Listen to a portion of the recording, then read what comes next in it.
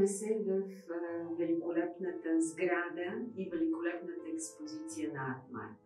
Едно ново културно пространство с невероятни събития и за ценителите на визуалните изкуства струва ми се, че това е една територия, която задължително и много често би трябвало да посещават.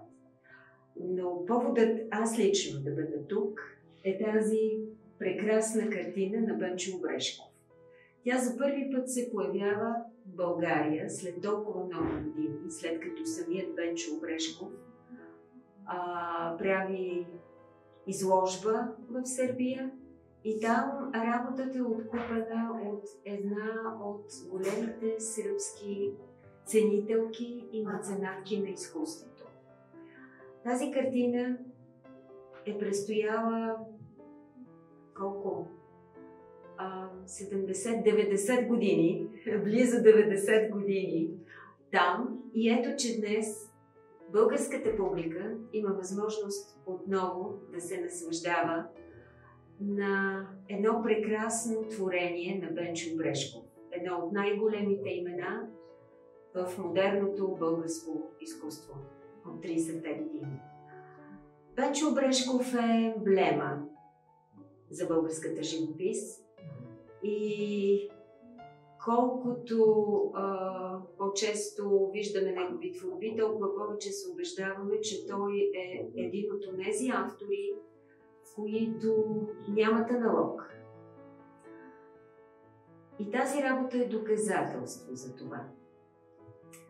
Блестящ натюрморт, такъв какъвто само Бенчо би могъл да създаде. Неговата четка, блестяща, брилянтна, живопис с много отгласи, изключително богата, цветна, ярка, пъстра, жизнерадостна, с много оптимизъм.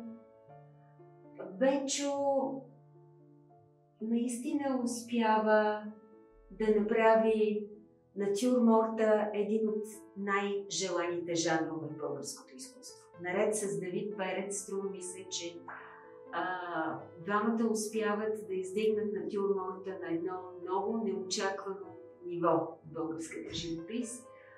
И този натюрморт с Лелета е доказателство за това. Не случайно държа в ръцете си великолепния каталог, издаден от Артмарк, но си позволявам да покажа един стар каталог от Националната галерия, правен 2009 година по повод 110 годишнината на художника. Тогава успяхме в галерията да покажем близо 100 творби от всички държавни галерии в страната.